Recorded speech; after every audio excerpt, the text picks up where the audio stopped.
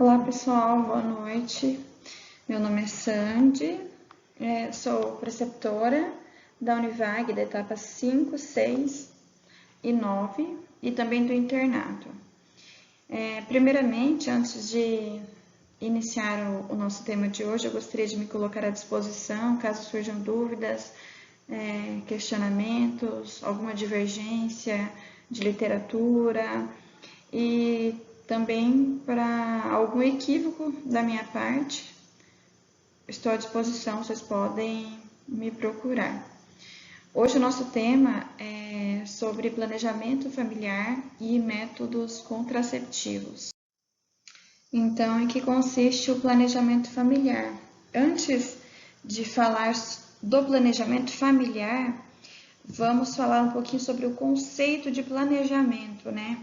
Que consiste no ato de criar e planejar antecipadamente uma ação, desenvolvendo assim algumas estratégias, né, programadas para atingir determinado objetivo. No que diz respeito ao planejamento familiar, são ações de regulação da fecundidade, ou seja, são situações para prevenir uma gravidez indesejada, para aumentar o período entre uma gestação e outra e também para ações que possam auxiliar na fecundidade, ou seja, uma nova concepção. Então, prever e controlar a geração e o nascimento de filhos. Isso vai englobar adultos, jovens e também adolescentes.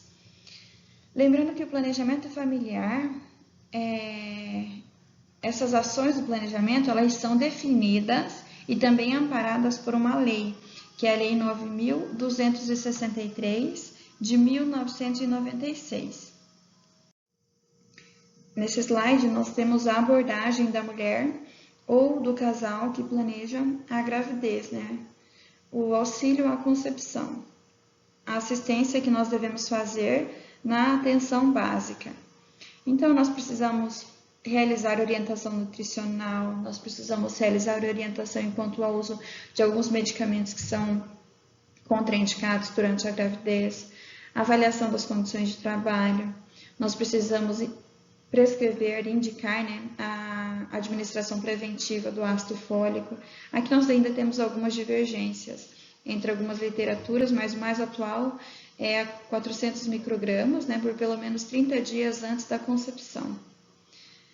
Nós também devemos indicar, né, para mulheres com história de DTN, 4 miligramas do ácido fólico.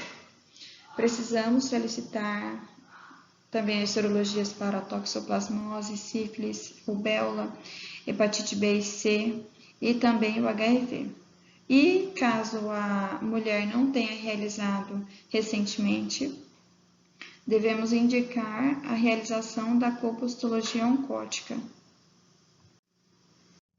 Dando continuidade no auxílio à concepção, nós temos algumas situações especiais em que a paciente ela apresenta dificuldade para a concepção, devendo assim ser encaminhada para o serviço especializado, né?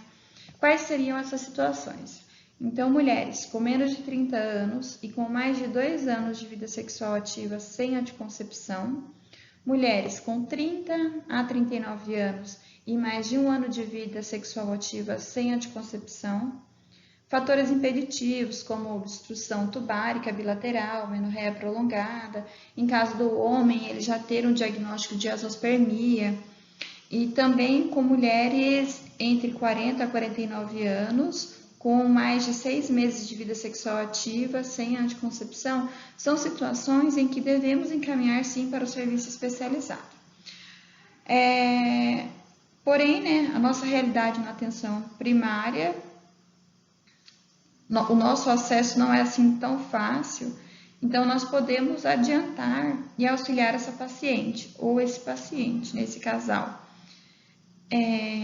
solicitando alguns exames e identificando qual poderia ser a causa dessa dificuldade ou dessa infertilidade. Para a mulher, nós devemos solicitar sempre o FSH, TSH, T4 livre e a prolactina. Para os homens, espermograma. E em caso desses exames eles terem resultados sem alterações, nós devemos solicitar para a parceira, para a mulher, a esterossalpingografia. Bom, introdução aos anticoncepcionais. A anticoncepção é o uso de métodos e técnicas que tem como finalidade impedir que o relacionamento sexual, que a relação sexual, ela resulte em uma gravidez. O que nós precisamos lembrar sempre é que o planejamento familiar, ou seja, a anticoncepção faz parte do planejamento familiar. Elevados índices de infecção de transmissão sexual nos obriga sempre a orientar as nossas pacientes sobre o uso do preservativo e outro método anticoncepcional, uma dupla proteção. Isso com o objetivo de prevenir uma gravidez e também uma infecção. Precisa ser lembrado que a escolha do método é sempre da preferência da mulher, do homem e do casal. É claro que nós sabemos que alguns métodos escolhidos, eles nem sempre poderão ser utilizados. Isso devido à característica desses métodos e também por fatores individuais, do paciente, do contexto de vida relacionado aos nossos pacientes. Bom, o manejo das situações que envolvem a anticoncepção nos obriga a estudar, a ter bem definidos alguns conceitos. E um deles é a eficácia do método contraceptivo, que é a capacidade de um método de proteger contra a gravidez não desejada e não programada, E nós conseguimos fazer isso através do índice de Pearl. O que expressa, o que é o índice de Pearl? Ele avalia a eficácia do método e é feito através do número de falhas que ocorreram com a utilização do determinado método ao final de um ano em 100 mulheres. Lembrando que essa avaliação ela depende muito também da forma como a paciente utiliza o método, entre o uso típico e o uso perfeito. O uso típico é aquela paciente que não realiza o uso da forma adequada. Já o uso perfeito é aquela paciente já que presta um pouquinho mais de atenção, tem um pouco mais de responsabilidade na forma como deve ser utilizado determinado método. E nós temos o resultado, de acordo com cada método, qual é o método mais confiável, qual é o método menos confiável, de acordo com o uso típico e o uso perfeito. E quais são esses métodos, Nós temos os métodos comportamentais, os métodos de barreira, hormonais, dispositivos intrauterinos e também os definitivos. E nós temos alguns critérios de elegibilidade segundo a Organização Mundial de Saúde. A categoria 1 é o método que pode ser utilizado sem nenhuma restrição. Já a categoria 2, o uso do método, ele pode apresentar algum risco, mas é menor do que os benefícios que o medicamento pode trazer para o nosso paciente. Em outras palavras, ele pode ser utilizado com cautela e precaução. Já a categoria 3, o uso do método ele pode estar associado a um risco habitualmente considerado superior aos benefícios. E já a categoria 4, o uso do método determina um risco à saúde, então o seu uso é inaceitável. Métodos comportamentais, também conhecido como métodos naturais de anticoncepção, são os métodos baseados no reconhecimento do período fértil da mulher. e compõe um conjunto de procedimentos em que o casal eles abstém-se, né, do relacionamento durante determinado período em que pode ocorrer a fecundação. Tem algumas vantagens, no qual é gratuito, não apresenta malefícios, a mulher ela acaba conhecendo melhor o seu corpo e permite também que esses casais eles consigam seguir normas religiosas e culturais. É até mesmo uma das indicações, né? Às vezes os pacientes, na verdade, é a única indicação, é a minha única indicação do método comportamental, seria essa, quando o paciente ele refere que a religião não permite fazer uso, utilizar outros métodos. E só que é um método muito difícil de usar, porque ele precisa de uma regularidade menstrual. E o nosso ciclo, a maioria dos ciclos, eles são irregulares. O pós-parto pode interferir, a amamentação pode interferir. Então, assim, precisa de bastante atenção. E antes de utilizar qualquer um desses métodos, a paciente ela precisa passar por um período registrando os períodos menstruais, né? Registrando o seu ciclo menstrual. E aí nós temos a tabelinha, curva térmica basal ou de temperatura, Billings, nós temos o coito interrompido e nós temos o sintotérmico, que seria a associação dos métodos. Eu vou comentar rapidamente sobre alguns métodos, né? O primeiro aqui é o da tabelinha, mais conhecido como tabelinha, que é baseado no fato que a duração da segunda fase do ciclo menstrual, né, mais conhecida como fase lútea, ela é relativamente constante. Então, a ovulação ocorre entre o 11º e o 16º dia, né, antes do início da primeira menstruação. Então, o cálculo do período fértil ele é feito mediante análise de pelo menos 6 a 12 meses do padrão menstrual da paciente. E como é feito? É a diferença entre o ciclo mais curto e o mais longo. E quando a diferença entre os ciclos ela for maior que 10 dias, não deve ser utilizado esse método. Como é feito? Você vai diminuir 8 dias do ciclo mais curto, vai demonstrar o início do período fértil, e 11 dias do ciclo mais longo, que vai demonstrar o final do período fértil. Aqui nós temos uma imagem com a mesma explicação. O muco cervical, que é a identificação do período fértil por meio da autoobservação, né, em relação às mudanças do muco cervical, também da umidade da vagina durante o ciclo menstrual. Então, terminando a menstruação, nós temos uma fase que é mais seca e é indicado relações sexuais em dias alternados.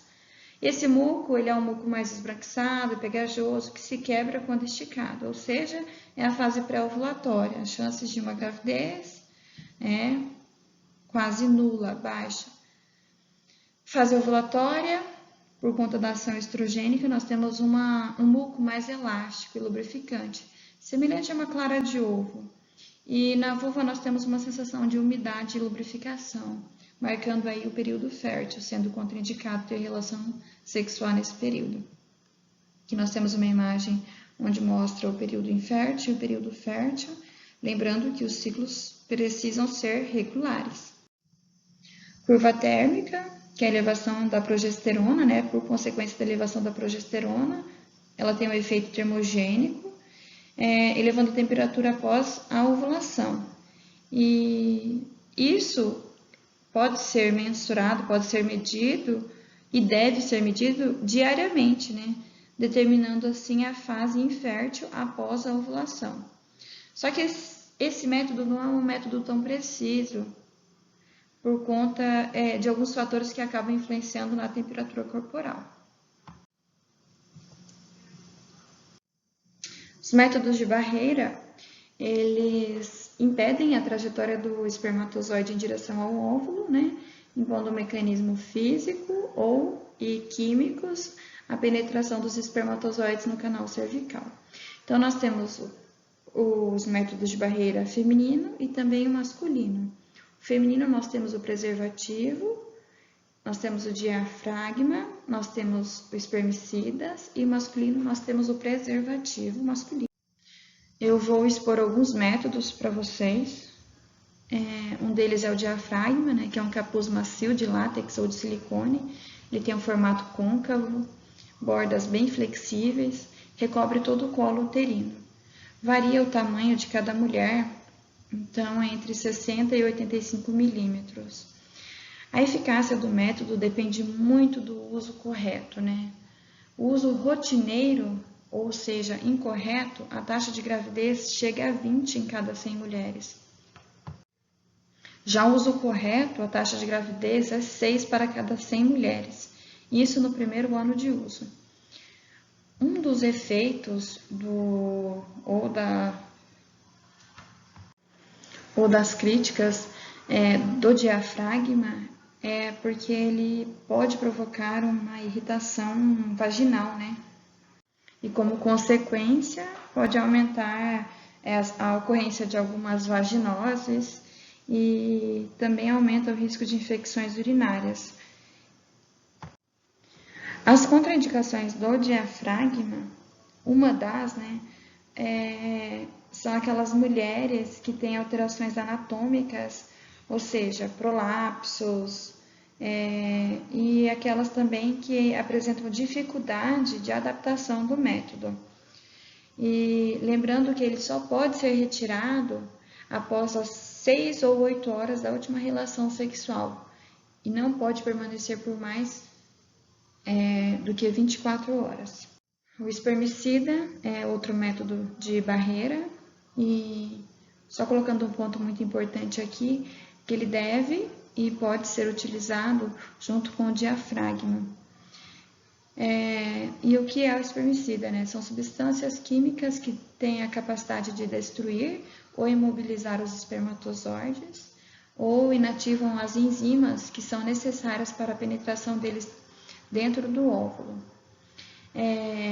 Porém, né, nós temos os efeitos do uso do espermicida, que igualmente o do diafragma aumenta o risco de transmissão de infecções, né, porque ele provoca uma lesão da mucosa vaginal e retal. Não é indicado para aquelas mulheres que têm múltiplos parceiros e é bem pouco eficaz, tendo uma taxa de gravidez aí entre 26 para cada 100 mulheres. E a eficácia dele dura ali um período de mais ou menos 1 hora após a sua aplicação. Aqui nós temos uma foto onde mostra como é feita a aplicação. Os métodos hormonais, através da utilização de drogas, medicamentos, e ela varia de dose e modos adequados para impedir a ocorrência de uma gravidez não desejada ou não programada, E lembrando que o método hormonal, ele não apresenta nenhuma restrição às relações sexuais. Nós temos 2 tipos diferentes, 2 hormônios diferentes, a progesterona e o estrogênio. E nós temos 2 tipos diferentes de métodos hormonais. Nós temos a combinada, que seria a associação do estrogênio à progesterona, e nós temos a progesterona isolada. E qual é a ação? Como funciona esses hormônios? O estrogênio, ele vai inibir o FSH e vai provocar um menor desenvolvimento folicular, E também tem a capacidade de estabilizar o endométrio e aumento do SHBG. Já a progesterona, ela vai inibir o pico de LH, evitando assim a ovulação, vai deixar o muco cervical um pouquinho mais espesso e vai provocar uma atrofia endometrial. Então, essa é a maneira como os hormônios eles agem no organismo. E os métodos hormonais, nós temos os orais, os injetáveis, os implantes, os vaginais e também os percutâneos. E como os demais, nós vamos citar alguns deles. O método combinado, ou seja, estrogênio e progesterona, nós temos disponíveis a pílula oral combinada, o injetável mensal, o anel vaginal e o adesivo transdérmico. Quais são os benefícios do método hormonal combinado? Diminui o fluxo menstrual, tem uma diminuição da dismenorreia, diminuição da TPM, tem uma regularização dos ciclos, diminuição da incidência de câncer de ovário e endométrio, diminuição da incidência de doença inflamatória pélvica e também gestação ectópica. Bom, as pílulas combinadas é o método hormonal reversível mais utilizado no Brasil e elas podem ser classificadas em monofásicas, bifásicas e trifásicas, de acordo com a concentração hormonal, né, que difere entre elas. Devemos sempre orientar os nossos pacientes, né, sobre o uso adequado da pílula, né, para alcançarmos uma maior segurança e eficácia do método. Então, se orientar a sempre iniciar a cartela no primeiro dia do ciclo menstrual, uso diário e, de preferência, no mesmo horário.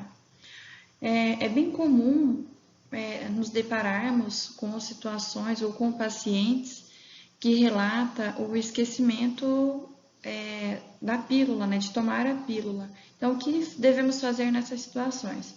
Se a paciente relatar que esqueceu de tomar a pílula e logo que lembrou, já fez o uso, perfeito. Porém, se ela lembrar de tomar a pílula somente um dia depois, ela deve tomar as duas pílulas juntas. E caso isso aconteça, devemos orientar a não ter relação sexual aí por um período de 14 dias ou utilizar um método de barreira. E caso a paciente esquecer de tomar 3 dias consecutivos, provavelmente ela vai apresentar um sangramento. E nós temos alguns relatos, né, algumas situações em que o paciente procura atendimento devido a alguns problemas que surgiram após ter iniciado o uso da pílula, que seria a acne, né, e a pele um pouco mais oleosa, a menorreia, o sangramento intermenstrual e spottings, o engurgitamento mamário ou mastalgia. Tem algumas pacientes que referem a alterações do humor e chega a ter pacientes que referem problemas visuais. Também temos aquelas que referem galactorreias e as cefaleias. A cefaleia, precisamos ter uma atenção redobrada, né, até mesmo na hora da prescrição do medicamento. Nós vamos falar um pouquinho mais para frente sobre isso. Nós também temos aquelas pacientes que referem náuseas e vômitos. Nessas pacientes, nós podemos indicar o uso da pílula à noite, antes de dormir, ou junto com as refeições. E também o aumento de peso, né, que é uma queixa bem frequente na unidade, aquele aumento de peso súbito. Isso é devido à retenção hídrica e devemos orientar bem as nossas pacientes a ter uma dieta, né, mais balanceada e também estimular a prática de atividade física. Aí nós temos o adesivo transdérmico, que também é outro método hormonal combinado. O adesivo ele tem uma duração de 7 dias, com pausa de 7 dias após 3 semanas de uso, devendo ser colocado em lugares diferentes a cada aplicação. Nós também temos o anel vaginal, também um método combinado, com baixa dosagem. A absorção é feita através da mucosa vaginal e não tem aquele compromisso da mulher, né? Porque como ele é utilizado por 3 semanas seguidas, não precisa ter muita atenção, sendo necessário também uma pausa de 7 dias. E nós temos o injetável também combinado. Uma injeção que deve ser feita mensal. Ela é muito eficaz, tem uma taxa baixíssima de falha, entre 0,1% e 0,3%, e o mecanismo de ação é semelhante aos outros contraceptivos combinados. Nós devemos ter bastante atenção ao método combinado devido ao efeito do estrogênio, né, que ele é relacionado a um aumento do risco trombogênico. E alguns estudos, ainda com bastante controvérsias, relacionam o câncer de mama com o uso do método combinado. Nesse slide, nós temos algumas contraindicações absolutas do método combinado, que seria enxaqueca com aura, enxaqueca e maior ou igual que 35 anos, tabagismo e maior ou igual que 35 anos, trombose venosa profunda, tromboembolismo pulmonar prévio, câncer de mama, hipertensão arterial, diabetes mellitus, se for isolada, não é contraindicado, porém se tiver vasculopatia, sim.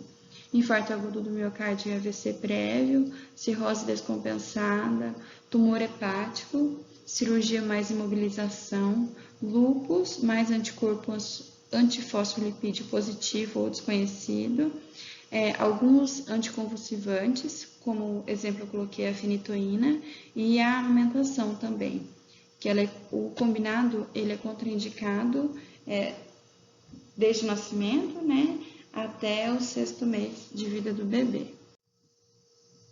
E nós temos, dentre os métodos hormonais, o método somente de progesterona.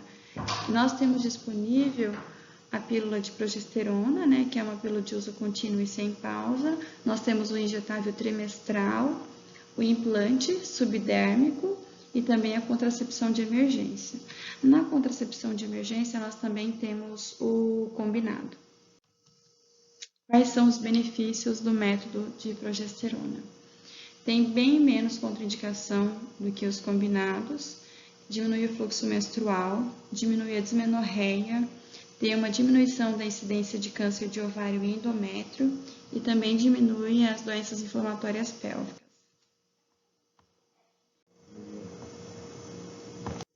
Sobre os efeitos colaterais da progesterona, eu comentei anteriormente, né? Mas o mais chamativo mesmo é a amenorreia, o escape, né, conhecido como spotting, e o ganho de peso, principalmente pelo injetável trimestral.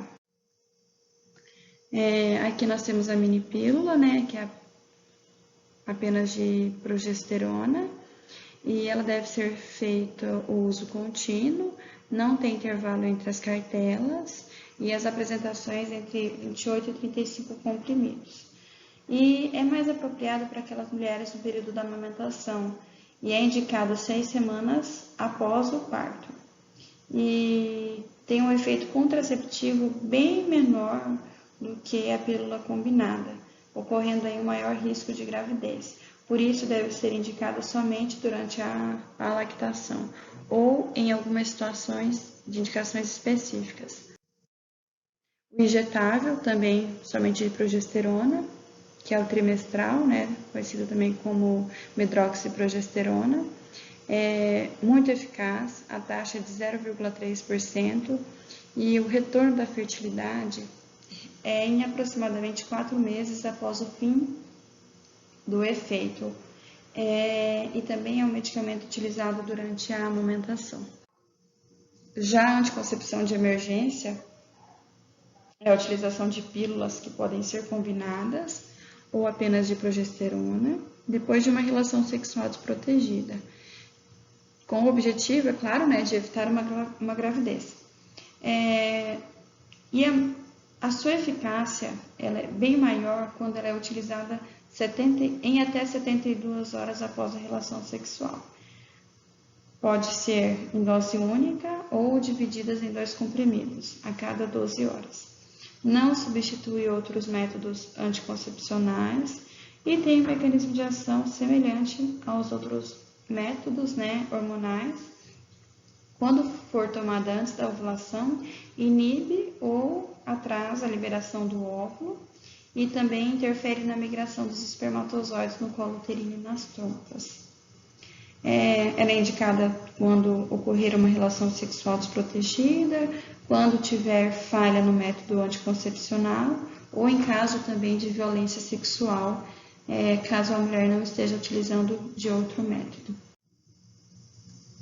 Nós temos também os implantes, né, que fica localizado no tecido subcutâneo.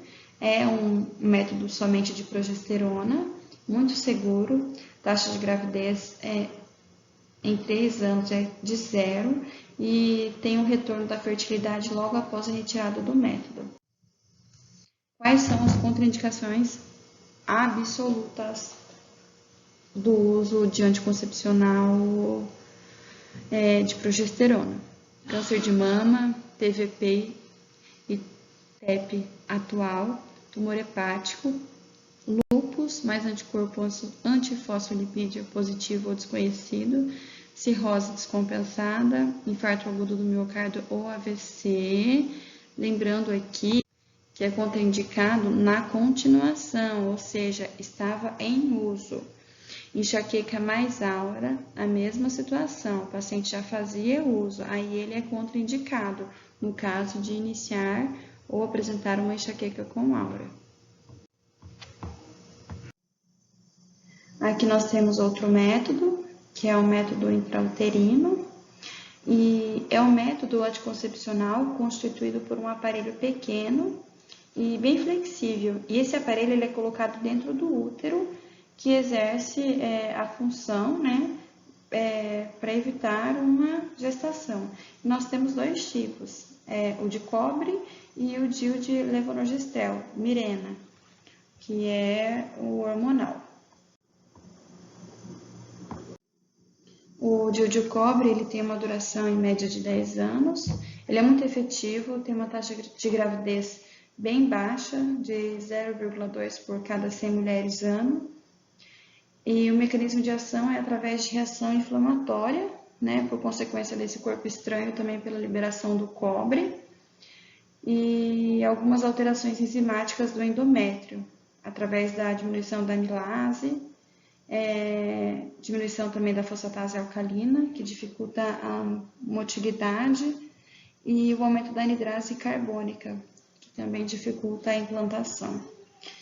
E o DIU de cobre tem um benefício, né, que ele não apresenta os efeitos colaterais causados pelo uso de hormônios. Aqui nós temos uma imagem do DIU já dentro do útero. Quando que nós vamos colocar o DIU? Se a paciente apresenta ciclos menstruais, nós podemos colocar a qualquer momento do mês. Caso se passaram mais de 12 dias do início da menstruação, poderá colocar o DIU a qualquer momento, desde que certifique-se de que não tenha gravidez. E a partir do momento que coloca o DIU, não tem necessidade de um método de apoio. E quais são os efeitos colaterais mais comuns do DIU de cobre, gente? DIU de cobre. Alterações da menstruação, dor aguda na parte inferior do abdômen, cólicas e dor, que é facilmente resolvida com anti-inflamatório, possibilidade de anemia por consequência desse aumento do fluxo, possibilidade de perfuração uterina, né, na colocação principalmente do dispositivo. E se após a gestação, nós podemos inserir em até 48 horas depois, né, do parto. E se passar essas 48 horas após o parto, devemos retardar a inserção do DIU por 4 semanas ou mais. O que nós precisamos fixar bem é que para a colocação do DIU, independente DIU de cobre ou Mirena, é essencial realizar um exame ginecológico completo da paciente, com colpocitologia, que deve ter o resultado sem alterações, ausência de infecções, né, de transmissão sexual. Também nós não podemos ter doença inflamatória pélvica aguda ou crônica. Precisamos estar atentos para uma malformações uterinas, tumores pélvicos ou câncer genital, e também ausências de cardiopatias, doenças hematológicas, especialmente as hemorrágicas, ou alguma deficiência imunológica, e principalmente não estar grávida. E aqui nós temos o DIU com levonorgestrel, mais conhecido como Mirena, mais uma vez, né? Que tem a duração em média de 5 anos, é muito seguro, tem uma taxa de 0 a 0,2 por cada 100 mulheres, é bem similar à esterilização cirúrgica, e o mecanismo de ação é por consequência do nível de progesterona intraútero, aumentando assim a insensibilidade endometrial ao estradiol e inibe a síntese do receptor do estradiol no endométrio, provocando um efeito antiproliferativo endometrial, levando como consequência a atrofia endometrial. O DIU de progesterona, né, de levonorgestrel, ele é um DIU com pouca absorção sistêmica, é um DIU que o seu efeito é mais no útero mesmo, a absorção dele é bem pouca. E outro mecanismo é através do aumento da viscosidade do muco cervical e inibindo aí também a ovulação. Aqui também uma nova foto, né, com a demonstração do DIU já no lugar adequado. O método da lactação é decorrente de uma amenorreia por consequência da amamentação exclusiva. Eu particularmente tenho uma dificuldade muito grande na atenção básica em utilizar esse método, optando sempre por associar a progesterona, né, ou trimestral ou minipílula, para aumentar a eficácia e evitar aí uma outra gravidez, muitas das vezes indesejada. Mas pelos estudos é um método muito efetivo, apresentando uma taxa de 0,5 a 2% em cada 100 mulheres, e é por consequência, né, da liberação da prolactina pela amamentação, que bloqueia a liberação das gonadotrofinas pela hipófise. E a mulher ela deve estar e permanecer em amenorreia. Se tiver o retorno da menstruação, já é indicativo de que a secreção de prolactina ela já não é mais tão intensa e o método ele já não é eficaz. E nós temos também o método definitivo, que é por consequência de procedimentos cirúrgicos, né, que resulta na esterilização, seja de homens ou mulheres. A mulher através da ligadura tubárica e o homem através da vasectomia.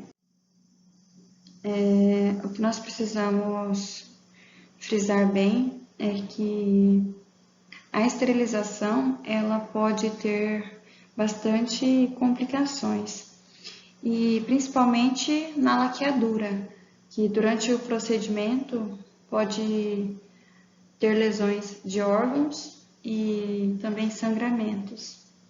E após a cirurgia nós podemos ter também infecção, né, da ferida cirúrgica. E outro problema frequente é a ocorrência de irregularidades menstruais e a dor pélvica, que é bem frequente e intensa. E a complicação mais séria, né, é o arrependimento. Por consequência desse arrependimento, é fundamental que antes de realizar o procedimento de esterilização, a paciente ela tenha convicção, né, e consciência do caráter definitivo do método e que realmente ela não deseja ter mais filhos, né? E quem pode realizar a esterilização voluntária, né? A esterilização feminina ou masculina. Então, homem ou mulher com capacidade civil plena, que tem idade maior que 25 anos, ou pelo menos 2 filhos vivos. Nós precisamos aguardar um prazo de 60 dias entre o desejo da esterilização e a realização do procedimento. Devemos orientar também sobre o preenchimento, né, da documentação que expressa essa vontade do indivíduo, contendo todas as informações sobre os riscos da cirurgia. E como nós falamos no slide anterior, nós temos os dois tipos, que seria a esterilização masculina, a vasectomia, que precisamos encaminhar para o serviço de referência, e a esterilização feminina, que é a laqueadura tubária, que também devemos encaminhar para o serviço de referência. Aqui nós temos nessa tabela alguns métodos contraceptivos não definitivos, né, que são fornecidos pelo SUS. O diafragma já não tão usado, né? Nós temos o preservativo masculino e o DIU de cobre como métodos de barreira. E os hormonais, nós temos os orais e também os injetáveis. Entre os hormonais orais, nós temos os combinados, a mini pílula e também a pílula de emergência, né? E os hormonais injetáveis, nós temos o mensal e o trimestral. Bom, pessoal, acabou, né? Eu gostaria de agradecer a todos pela atenção, pedir desculpa por qualquer equívoco e me coloco à disposição para esclarecer qualquer dúvida e desejo a vocês um ótimo estudo e força que nós vamos superar esse momento. É novo para todos, é difícil para vocês, mas também é difícil para nós, preceptores. Nós não estamos adaptados a esse método e eu imagino que vocês também não, mas em breve tudo voltará ao normal. Um beijo a todos. Fiquem com Deus.